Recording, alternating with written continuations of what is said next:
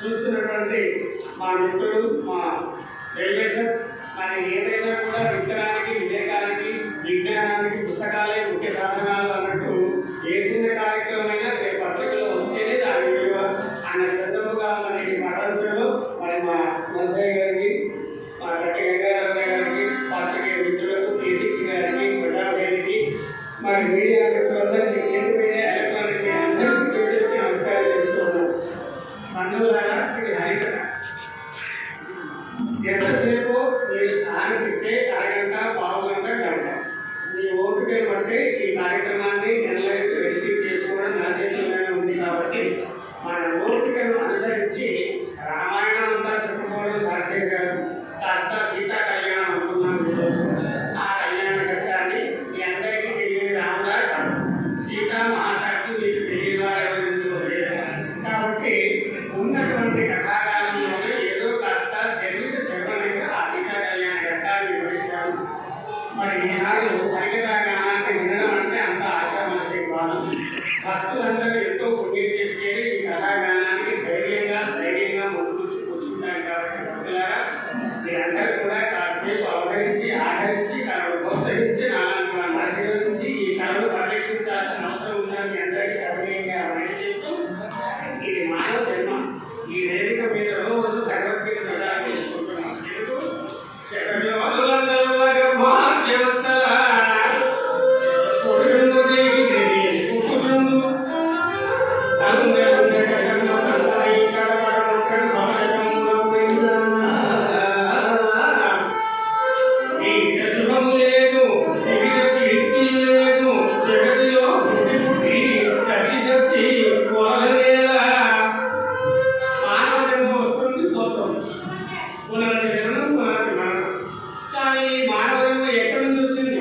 ఎన్ని పుణ్యాలు చేస్తే లభించినటువంటి మానవ జన్మ.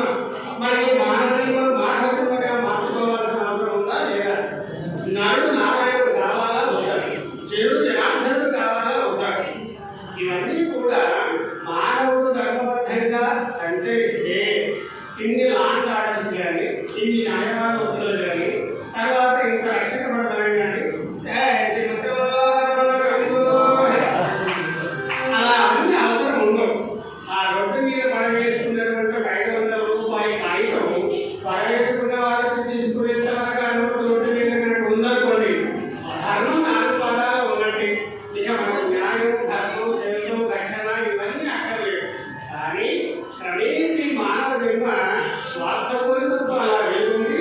కలి ప్రభావం బాగా ప్రబలించి మానవుడు స్వార్థ చింతనతో అలా ఈ యొక్క దివిజ కీర్తిలు 5 కాముష్టికాలకు దూరం అవుతున్నారనేటువంటి భావనతో ఈ యొక్క భారత భాగవత రామాయణ ఇతిహాసాలని మానవుడు మానవీయుడిగా జన్మించాలి. మానవుడు మానవుడు కావాలి, జనుడు జనార్దనుడు కావాలి, నరుడు నారాయణుడు కావాలి అంటే ఏం చేయాలి? రామాయణం వినాలి. ఎందుకు?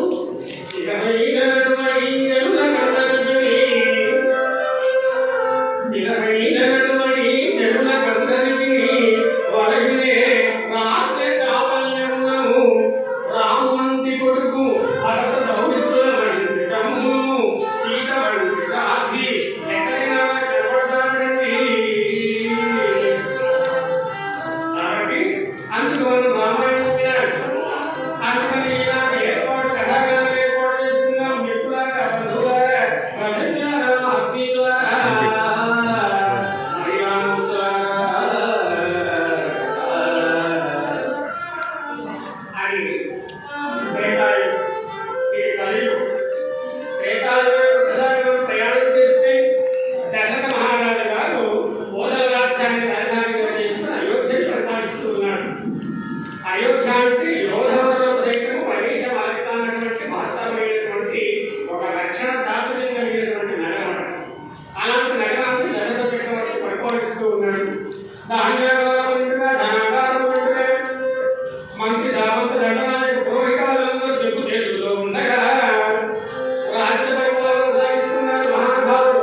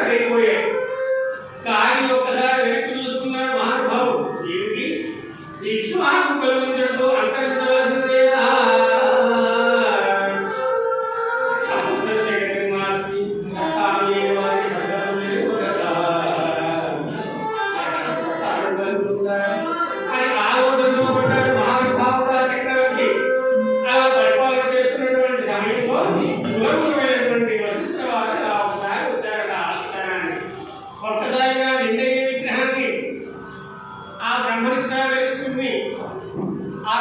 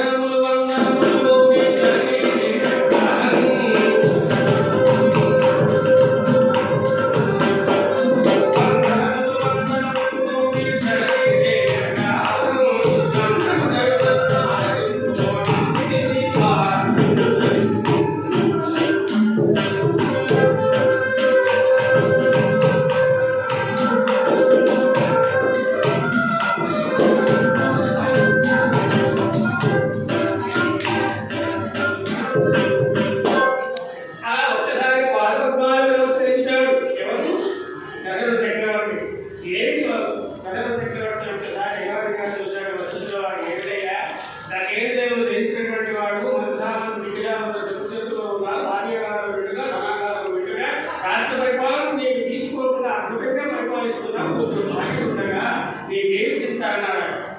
గురుదేవా నీకు తెలియదు లేదు కదా మాట్లాడాలి.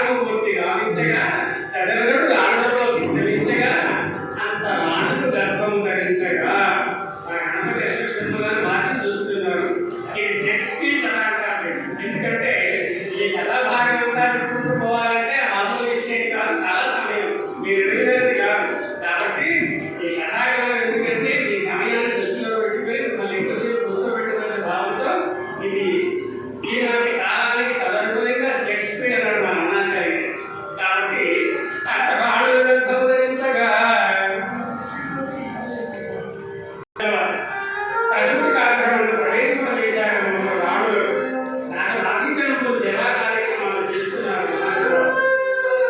ఆ ప్రసూతి కార్యక్రమంలో ఉన్నటువంటి రాణులకు ఏమాత్రం ఇబ్బంది ఆయాసం కలగకుండా ఆజ్ఞల మీద ప్రేమ ఉన్న ప్రతి భర్త భగవద్నామం చేస్తాడు. ఎప్పుడంటే మనకి హాస్పిటల్స్ వచ్చాయండి మిత్రులారా, నొప్పి లేకుండా ప్రసవం అవుతున్నారు, ఇబ్బంది 10 రూపాయలు మనవి కాబట్టి సార్. కానీ అలాంటారు దానికి పరమాత్మను నమ్ముకున్నారు ఆయన.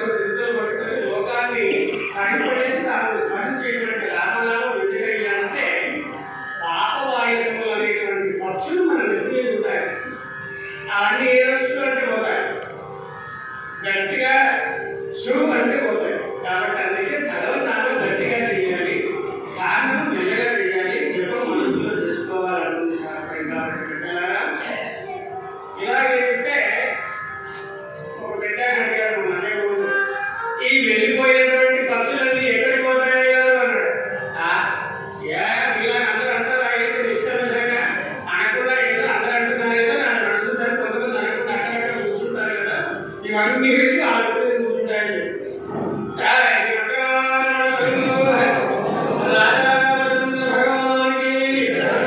ఎందుకంటే నాతో పాటు మీరు తరించాలి. మీకు అన్ని విషయాలు తెలిసిన మీరు అక్కడే ఉండాలి, నాకేం తెలియకపోయినా నేను ఇక్కడే ఉంటాను. ఎందుకు 10 లక్షలు పెట్టి మా నెలవు దర్శించిన గారు కాలు ఉంటే డ్రైవింగ్ నాటికి చేయాలి, ఎందుకంటే నేను డ్రైవర్ కాదు అది. కాబట్టి భక్తులారా ఆ విధంగా మహానుభావుడు ఆ ప్రసూతి కార్యక్రమంలో ప్రవేశించి భగవన్నామం చేశాడో లేదో సుముహూర్త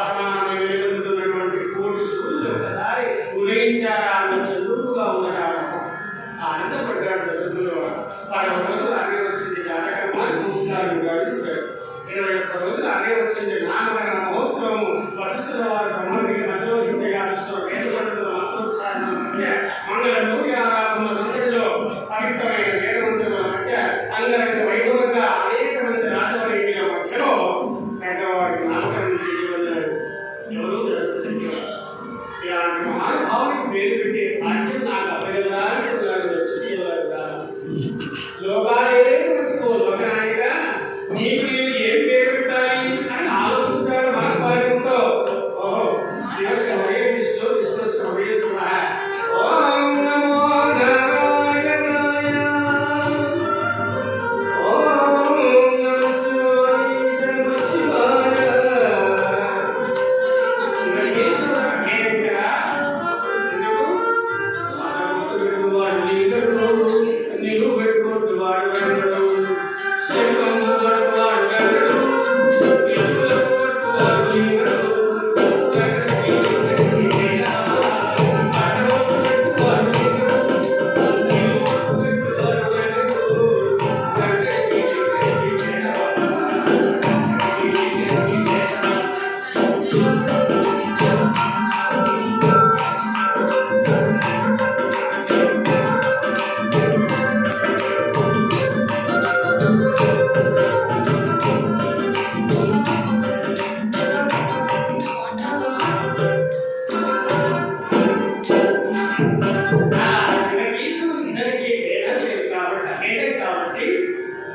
అలాంటి మహానుభావుడు ఒక్కసారి అందులో లోకాక్షరం ఇందులో లోకాక్షరం తీసుకుని రానటువంటి కలియుగంలో పెద్ద పెద్ద పేరు పెట్టి మంత్రాక్షరాలు చాలా పెద్దగా ఇస్తే మానవులు పెట్టుబడి తక్కువ లాభాలు ఎక్కువ ఆశించే వాళ్ళని అనుకున్నాడు ఏమో ఆయన.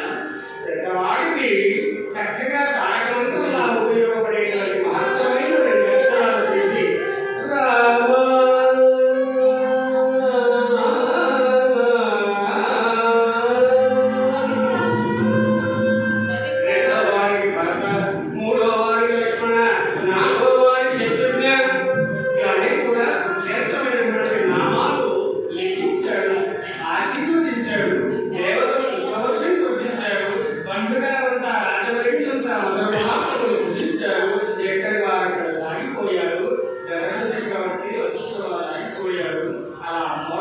రాములు చక్కగా ఆడుతూ ఉంటే ఆ నవోన్నతాకారమైనటువంటి రూప లావణ్య విశేషం ఏంటిదైనా మన చిట్టి పోపని మణిబొమ్ము వర్ణింప ఆదిశేషుడైన తరుణువాడు ఎంతటి మక్షికములు ఆలోసుని.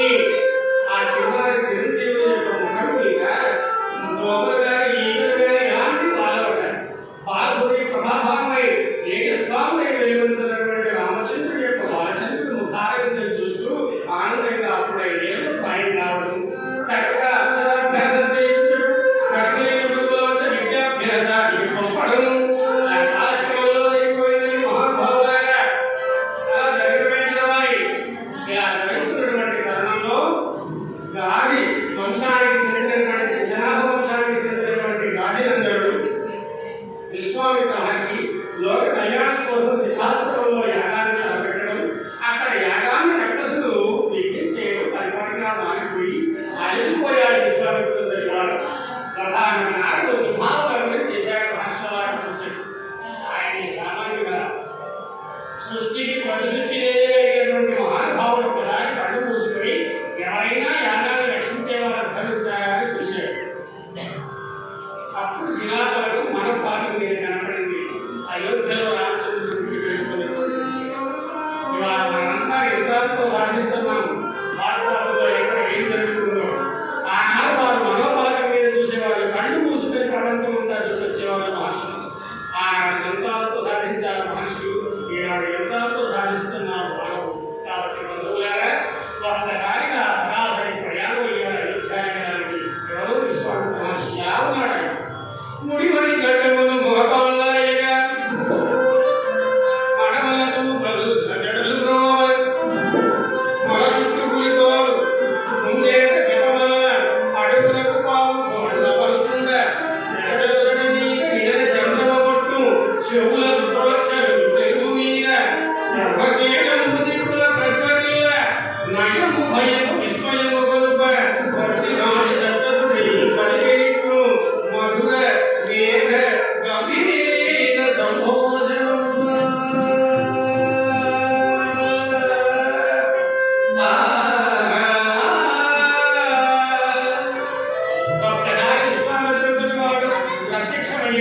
అనేసరికి ఆ మహానుభావుడు సింహాసనం మీద నుంచి దిగ్గున లేచి ఒక్కసారి మహర్షి పాద నమస్కారం చేశారు. మహర్షి ఎక్కడ నుండి రాగారు? ఎవరయ్యా? వాసవుందైన నీకు సమానమా అవిరా నీ పుట్టిన రాశి మగారగుల నంగుర కొడుకుల బడుగు ముసలిపై కన్నావు ఈసారి ముకోరుడకి వచ్చి లాగము పెట్ట కోసి దశరథ, నీకు ఇంద్రునితో కంటే వైభవంలో నీవే నడుము ఎక్కువగా ఉన్నావు. నీ సంపదకు జోహార్ అన్నాడు. మీరన్నది నిజమే మహర్షి అన్నాడు. మరి అర్థం బాధ్యం అన్నీ కూడా పూజించాడు. కూర్చోబెట్టి ఏమిటి మీరు ఆకన్నాడు. నేను వచ్చినటువంటి విశేషం చెబుతాను, కానీ నేను అన్నది తప్పకుండా నాకు ఇస్తాను అంటే చెబుతాను. మహర్షి మీరు అడగడం నేను దాన్ని అడగకపోవడం ఇక్ష్వాకులంలో ఎప్పుడైనా అబద్ధం జరిగింది మా లేదు దశరథ. ఆనాటి కాలం లేదు, ఈనాటి కాలం లేదు. నేను మీకు ఇస్తాను అని ఖచ్చితంగా చెబితేనే నేను అడుగుతానన్నాడు. ఏ మహర్షి కావాలంటే ఈ రాజ్యమే పట్టుకోండి అన్నాడు. అంతటి త్యాగధర్ములు ఇప్పుడు ఉన్నారంటే లేస్తే ఎప్పుడు సీటు మాయమవుతుందో అని చెప్పి సీటు వెంట పెట్టుకొని కూర్చునే వాళ్ళే తప్ప అసలు రాజ్యాన్ని పరిచయం చేసి ఇచ్చేటువంటి దాతృత్వ గుణం కలిగిన రాజులు ఇప్పుడు ఉన్నారు. కానీ రామాయణానికి కలియుగానికి అప్పుడు ఆయన అన్నాడు, నిజంగా ఇస్తావా నిజంగానే? పంచభూతములాని నీ పాదమాన నా జ్యేష్ఠ పుత్రుడు శ్రీరామచంద్రుయాన మాట తప్పకపోతే నాటికైన సత్వరము వదిలింపుకో సంయమింద్రు. ఇంకేం కావాలి? పంచభూతాల సాక్షి నా కొడుకు మీద నీ పాదాల మీద ప్రమాణం చేస్తాను. నేను లోక కళ్యాణం కోసం ఒక యాగాన్ని తలపెట్టానయ్యా, దానికి రక్కసులు యజ్ఞం చేస్తున్నారు. నన్ను వచ్చి యుద్ధం చేయమందువా, సేనాధిపతులను పంపమందువా అన్నాడు. కాదు అన్నాడు. ఆ రక్కసులు యజ్ఞం చేస్తున్నటువంటి ఒక యాగాన్ని రక్షించాలి. మరి ఏం కావాలి? నీ జ్యేష్ఠ పుత్రుడు ఉన్నాడు కదా, వాడు చాలా చిన్న పిల్లవాడు. అవును స్వామి, ఆ రాముని నా వెంట పంపు అన్నాడు మహానుభావుడు. ఈ మాట వినగానే దశరథుడు ఒక్కసారి మొదలైన చెట్టు నాకు కుప్పములిపోయాడు. బాబా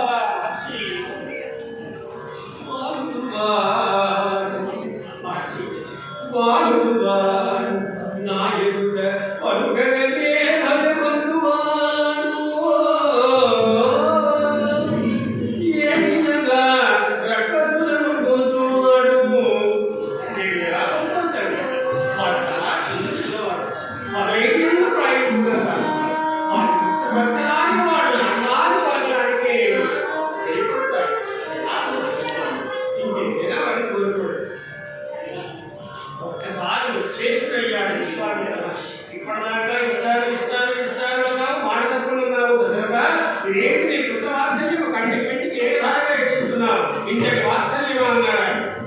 ఆడామని లేక లేక కలిగినటువంటి సంతానం 45 సంవత్సరాల తర్వాత కలిగినటువంటి సంతానం, పైగా పెద్దవాళ్ళు అడిగితే అడవులను పంపడానికి ఎవరైనా మనస్కరిస్తారా చెప్పాడు. కానీ రామాయణానికి కలియుగానికి ధైర్యం మనదే గొప్పది.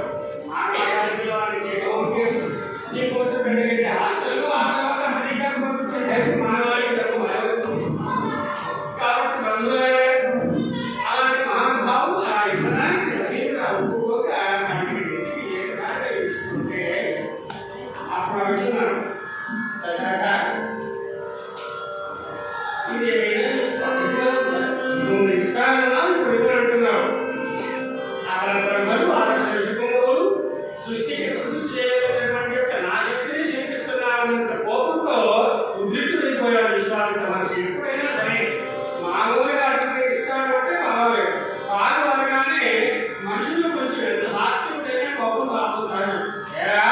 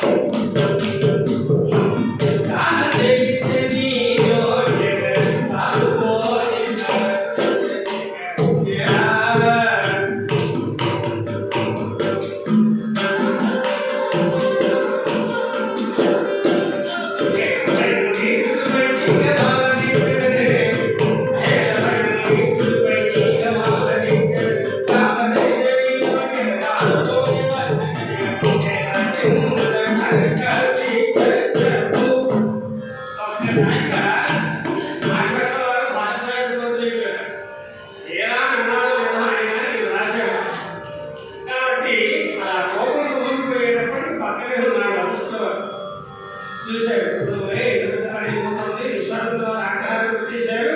జగతాయి రావయ్యా అని చెప్పి ఒకసారి ప్రభువు రక్షణ చేయబడ్డాడు. ఏం చేయబడ్డావు మహానుభావ? ఆయన వచ్చేవాడేనా?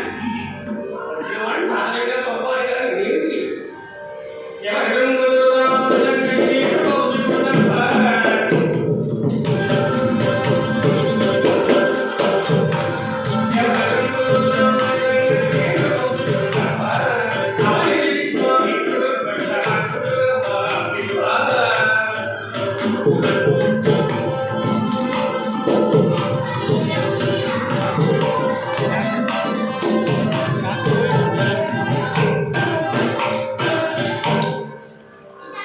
విశ్వామిత్ర మహర్షి మొదటి వాడు. రాముడి గురించి తెలిసిన వారు నేను రెండవ వాడిని పంపు అన్నాడు ఒకసారి. ఇక కులగురు కూడా ఆ మాట అన్నాడు కాబట్టి ఇక చేయవలసింది ఏమీ లేదని ఒప్పుకున్నాడు. కానీ విశ్వామిత్రుడు ఒప్పుకుంటాడా? దశరథ, నాకు ఉండకుండా అగ్రతాంతో ఆయన చేసి ఆయన నమ్ముకుంటే నమ్ముతూ నేను పిచ్చివాడినా, అందుకు కాదు ఆ లక్ష్మణుని కూడా నాకు పంపుకున్నాడు. ఇప్పటి పరిభాషలో డబుల్ తమాక అంటారు. ఇక రామాయణంలో లక్ష్మణుని కూడా శృంగారభూతులను చేశాడు. చక్కగా మహానుభావుడు మదన పదార్థములు వర్ణించి విశ్వామిత్రుడు చేతిలో పెట్టాడు.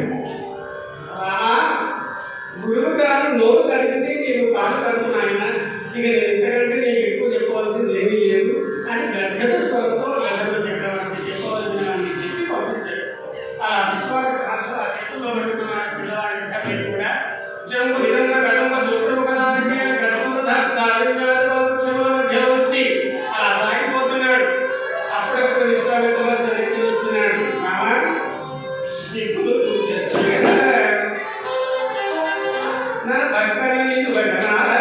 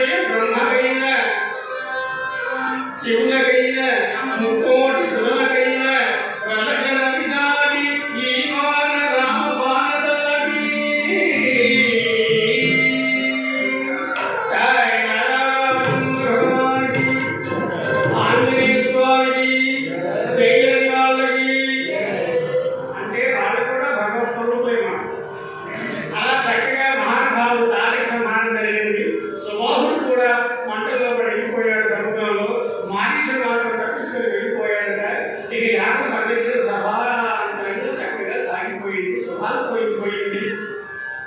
ఆ తదనంతరం చక్కగా మహానుభావుడు ఒక రాత్రి విస్తరింపజేశాడు రామలక్ష్మణ ఇద్దరిని కూడా గుండెలో చక్కగా. తెల్లవారింది, నోదయం అయ్యేటప్పటికీ విశ్వామిత్ర మహర్షి వచ్చాడు. స్వామి పొద్దు పొడిచి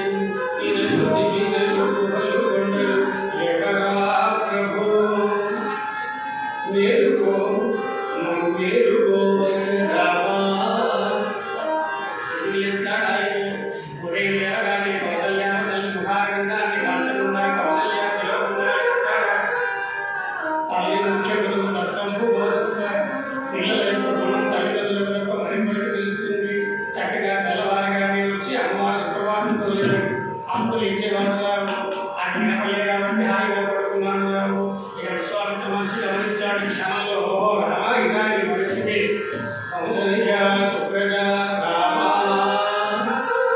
పూర్వా సఖ్యా ప్రవర్తతే ఉత్తిష్ఠత శార్దూల కర్తవ్యం దైవమాత్మికం లేవరా ప్రభు. ఒక్కసారిగా అలా లేచి రామలక్ష్మణుడు ఇద్దరు కూడా స్నానాలు నేర్చుకొని కందమూలములు భుజించి వడరాయి మీద విశ్రమించేటప్పటికి ఇద్దరు భటులు వచ్చారు. ఎక్కడి నుంచి అయోధ్య నగరం నుంచి ఒకైన మిథిలా నగరం నుంచి మరొక ఉత్తరాలు తీసుకుని వచ్చి ఆ మహర్షుల వారికి ఇచ్చారు. రెండు చూసుకున్నాడు విశ్వామిత్ర మహర్షి. ఏమిటి మహానుభావ విశ్వామిత్ర మహర్షి, మా నాముని తీసుకుపోయేప్పటి నుంచి మా దశరథుల వారి పక్షి మనిషి ఇద్దరు కూడా దాటం లేదు.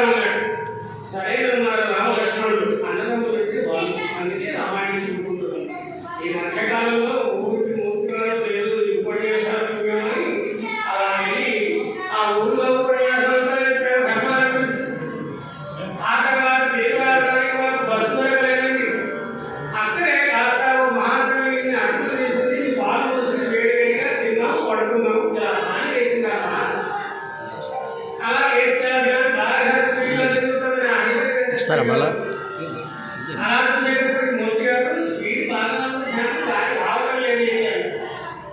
ఏం చెప్తారో ఒకసారి ఆపుదామని చెప్పి స్విచ్ చేయడం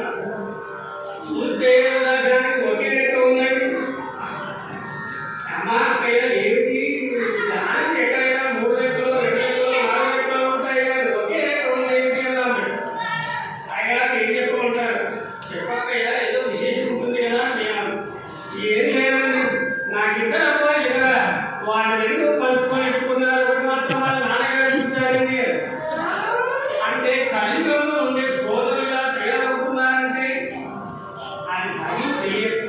రామాయణ భారత భాగవత ఇతిహాసాదుల వాళ్ళకు మనం చెప్పడం స్కూల్లో వాళ్ళు చెప్పరు మనం చెప్పడానికి సమయం కాబట్టి ధర్మం సరిగిస్తుంది పెద్దలాగా ఏ జగతి శ్రేష్ఠ ప్రమాణం అని భగవద్గీత ఘోషిస్తోంది. కాబట్టి పెద్దలాగా విద్యలేని వాళ్ళు విద్య లేని వాళ్ళు వేదవేత్తలు విద్యావంతులు మేధావులు సకల గుణ సంపన్నులు లేని వారు ఇలా ఊరికి ఉన్నటువంటి ఇలాంటి ధర్మ ప్రచారం చేయాలంటుంది రామాయణం. కాబట్టి బంధువులారా అలా చక్కగా రామలక్ష్మణ ఎలా వేయడానికి ప్రయాణం అయ్యారు. ఇలా ప్రయాణం అయ్యేటప్పటికి అలా అడవిలో ఒక బండలాగి అలా చక్కగా ఉంది ఏమాత్రం శబ్దం లేకుండా. ఒక్కసారి రాముని పాదస్పర్శ సోకగానే కలున్న రాతి అదృశ్యమై నాకు ప్రత్యక్షమైంది. స్వామి నీ పదము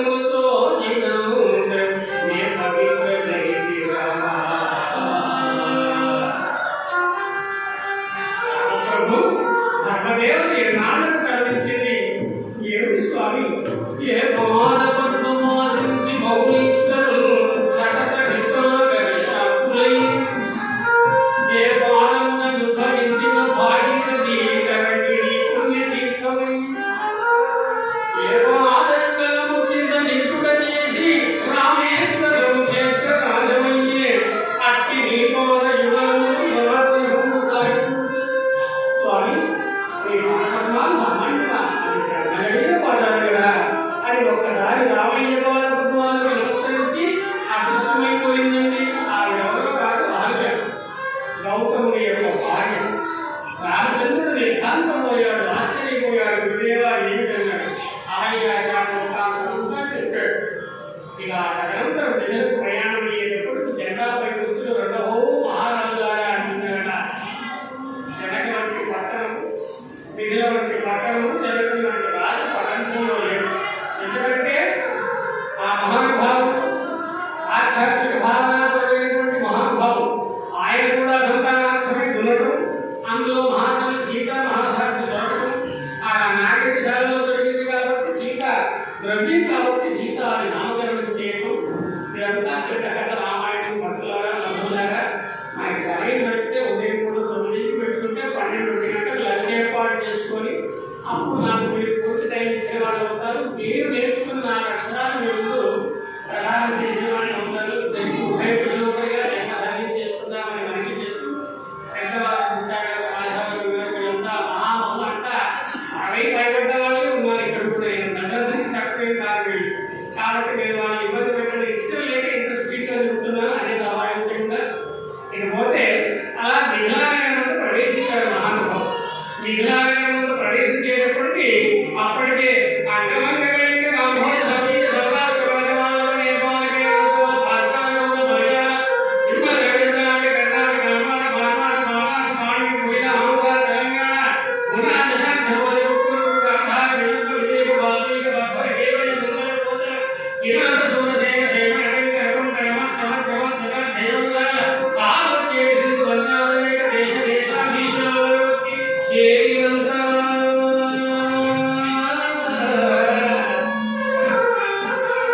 అప్పటికే జనకవాదం హౌస్ఫుల్ అయిపోయింది. మిథిలానగరం అంతా నిండిపోయింది. ఇక విశ్వామిత్ర వారు ప్రవేశించడంతో విషయాన్ని తెలుసుకున్న జనక మహీపతి ఉన్న ఏడుతో ఎదురొచ్చి మహాత్మా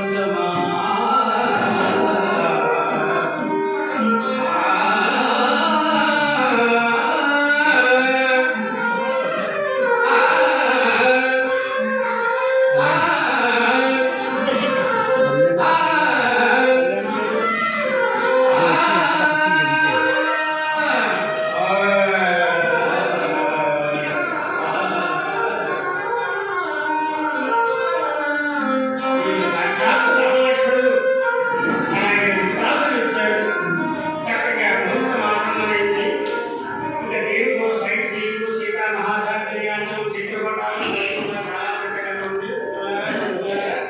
ఇక చక్కగా ఇంతమంది మహానుభావులందరూ వేంచేసి ఉండగా ముహూర్తం చంద్రము కాగా 6000 మంది బలవంతులతో ఒక మందసారి తెచ్చి ఆ మధ్యలో పెట్టేసి మహానుభావులారా, వీరమనేయులారా, మహాత్మహిపతులారా, ఏమిటి ఈ ధనస్సును ఎవరైనా ఎక్కువ పెట్టి వీళ్ళు విరిస్తే అమ్మాయి ఇచ్చి వివాహం చేస్తారన్నారు. ఎందుకంటారా? జగట జపాలిక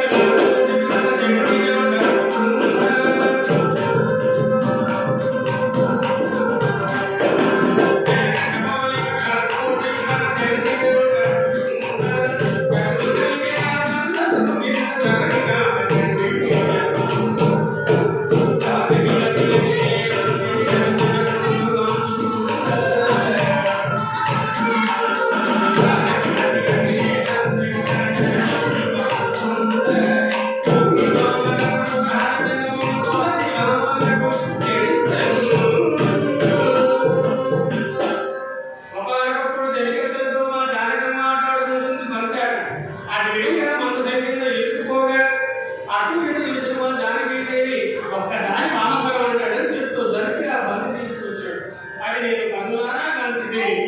ఇంతటి బలశాలి అయిన కన్యకు మరింతటి బలశాలి అయిన వాడు కావలలో అని యోచించి ఆలోచించి సమాలోచించి ఈ నిర్ణయాన్ని కనిపెట్టి ఈ వీడు విరిచినటువంటి మహానుభావులు ఎక్కువ ఎవరు పెడతారో వాళ్ళకి ఇస్తాను అమ్మాయిని అంటారు. ఇది సామాన్యమా? ఇది పరశివుడు పరమశివుడు శేషగఢుడు ఇస్తే శేషగఢుడు జనములకు ఇచ్చాడు. 6000 మంది బలవంతులు పడితే లేనటువంటి ధనస్సులు ఆనాడు మన జగన్ ఈ పద్ధతి యుద్ధం చేశాడంటే దీన్ని కలిగితే కండకలతో కండకల వాడే మనుషులు ఈ శ్లోకని మనుషులు ఉంటే దేశమే బాగుపడమే అన్నారు. చూసాడు అంటే సార్ అప్పుడు చిన్నప్పుడు పాఠాలు చెప్పారు మా సామాన్లు. కాబట్టి అలాంటి ఆచారబాహు అలాంటి బలాయుధాక్షులు బలవంతులు అలా కండగలకు దండిగా ఉన్నటువంటి వాళ్ళు ఆనాడు ఉండేవాళ్ళు. రామదాన్ని మనం అన్నం భోజనం చేయాలన్న మాత్ర కావాలి, వెనక్కి వెళ్ళాలన్న మాత్ర కావాలి. మానవులంతా శక్తిహీనులు కాకుండా బలవంతులై బలవత్సలై ఒక రుద్రమదేవి, ఒక ఝాన్సీ లక్ష్మీబాయి, వాళ్ళు సీతారామరాజు, ఓ భగత్ సింగ్ లాంటి వారు కావాలని కోరుకుంటారు భారతాలు. అందుకే సకల బాంధవంతో షట్చక్రవర్తులు అంటే శ్రీవరు కన్నటి శాంతి పాఠిదాసాది కవితలు కవించినట్టు యోగినల మా భరతమాత వీరవరణ్యులకు పుట్టిల్లు కాబట్టి బంధువులారా అలాంటి యొక్క సంతానం కావాలి. మన దేశాన్ని మనం రక్షించుకోవాలనుకుంటున్నాం ఆయన. కాబట్టి అలాంటి మహిళకి అలా సెలవుపడడం, ముహూర్తమాసనం కావడం, సమస్త రాజాన్ని నీళ్ళు రావడం, ఒకరి ఒకరు విఫలపడడం పరిపాటిగా మారిపోయింది. విఫలమైన వాళ్ళు ప్రయత్నం చేయని వాళ్ళు పక్కన కూర్చోవడం మొదలైన మీరు ప్రయత్నం చేయండి. ఆయన వద్దన్నాడు. సేవన వెంకన కొంకణ సింధు సమస్త రాజవీళ్ళందరూ విఫలమైపోగా సభ నిశ్శబ్దమైపోయి అందులో వచ్చినటువంటి మహానుభావుడు రావణుడు కూడా ఒక్కసారి ఆ మనసు దగ్గరికి వచ్చి నిలబడ్డాడు. ఆ మహాత్మ ఇలా తగ్గబట్టుకుంటున్నా మా భుజములు వేరు పెంగకపోగా వీధికి తోడు వీధికి పోవారు నా సర్వేశ్వర నక్షత్రలింగలిగిన ఆ నల్లనివాడు పట్టణ కులవాడు ఆధారబాహు అరవింద వాయికాక్షుడు సుందర సుమస్సుడైనటువంటి రాముని ఏడ్చినాడని నీక ఎకుంగా కలగు భయము నీకు భయముంగా కలుగు జయము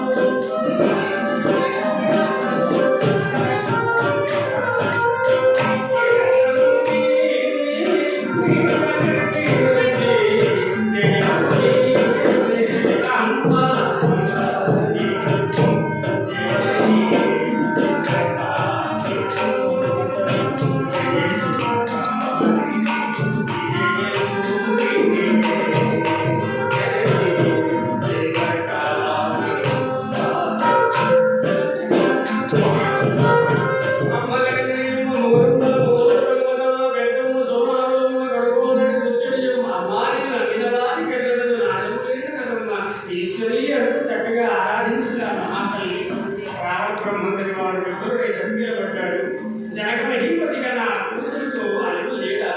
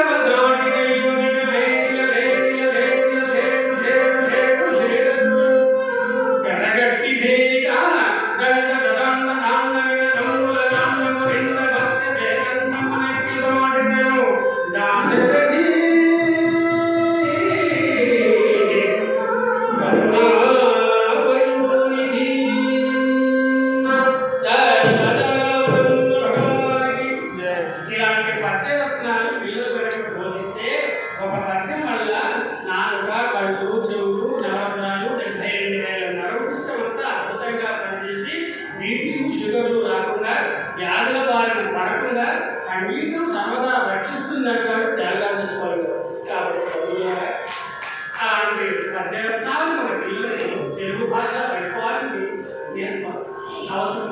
కాబట్టి ఇక్కడే ఉన్న ఉపాధ్యాయులు చాలా మంది వాళ్ళ గురించి విషయం ఆ బాధ అందులో ఉన్నటువంటి విశ్లేషణ చేసేసారు. కాబట్టి ఒకప్పుడు చదువుతుంటే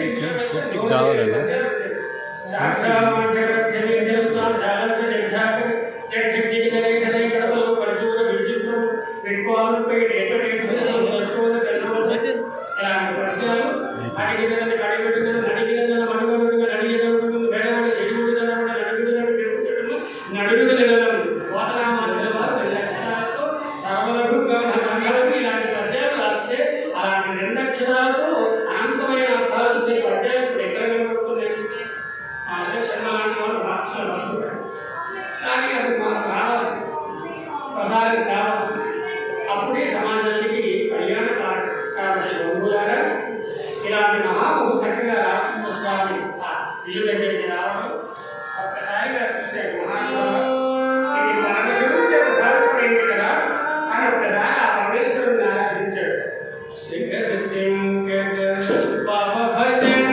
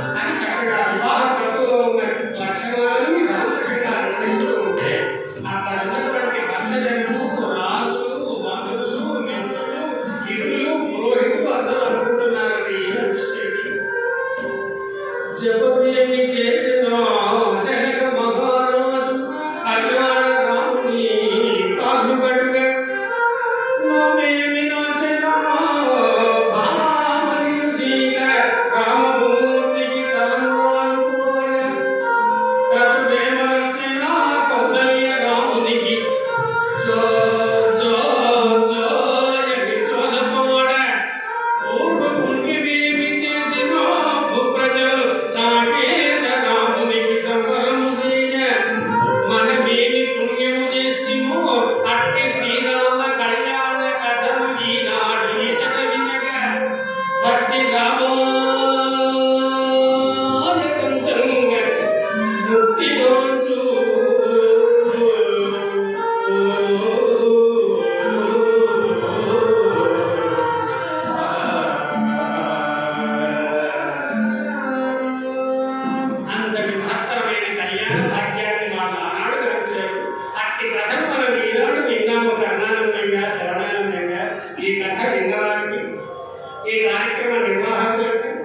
ఈ కార్యక్రమానికి సహకరించిన ప్రతి ఒక్కరికి ఆ రామచంద్ర స్వామి సీత అమ్మవారు సాక్షాత్ లక్ష్మీనారాయణ దేవదేవుడు కాబట్టి కోరిన కోరికలను ఎల్లవేళలా ఇచ్చి సర్వదా సుస్థిరమైన సంపదలను ఇచ్చి సంరక్షించుగాక అని మనసా వాచా కామనా నేను ప్రార్థిస్తూ ఈ అవకాశాన్ని ఇంత చక్కగా ఇంత పెద్దవాళ్ళు ఇంత సమయాన్ని ఇచ్చి వెచ్చించి ఈ కథ విన్నందుకు మీ అందరికీ మరొకసారి నమస్కారాలు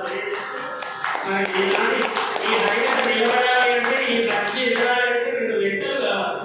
ఆ రెక్కలు ఏమిటంటే పక్క వాయించాలి పక్క వాయించాలి కాబట్టి మా వేదాంత సీతారామచంద్రమూర్తి యొక్క వైద్యం మా విష్ణువు గారు ఉదయం ఆరు ఏకైక మొదలుస్తూ వీరు ఏకైక వయలిస్తూ ఈయనే ఏకైక హరిదాసు కాబట్టి ఇలా అన్ని ఏకైకం కాకుండా ఇది ఆనందం అయ్యే విధంగా మీరందరూ ఆశీర్వదించి అలాగే పరిరక్షించి ప్రోత్సహించాల్సిన అవసరం ఉందని ఎప్పుడైనా ఇలాంటి విషయాలు మీ అందరి చివరికి మీరు చేరవేస్తే ఇలాగే వచ్చి ఆశీర్వదిస్తారని మనపూర్వకంగానే మిమ్మల్ని అందరినీ మనసారా కోరుకుంటున్నాం. ఇంతసేపు ఉన్న మీ అందరికీ నమస్కారాలు తెలియజేస్తూ రామానుగ్రహం కలగాలని కోరుకుంటూ ఆ సీతమ్మ రామయ్యకు మనం పాడుతున్నాం.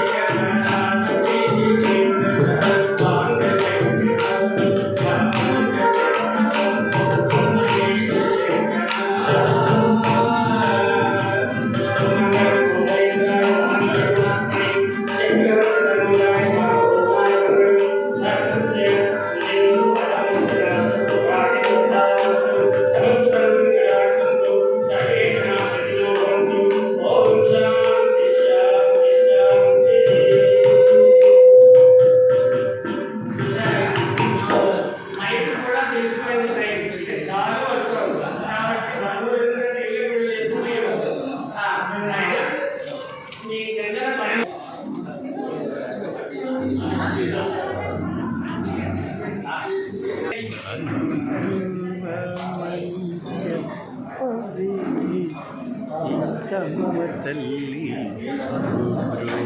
రూపమని చెప్పవే.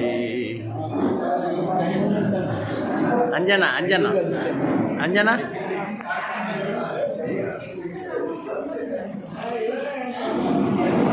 మూర్తి గారు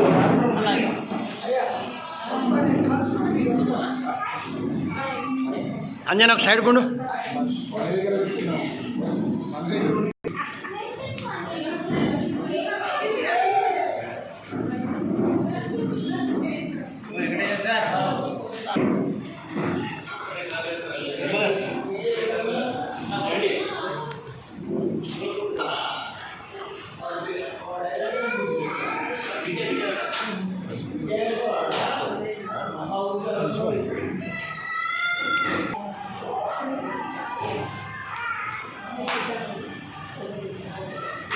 కృష్ణారి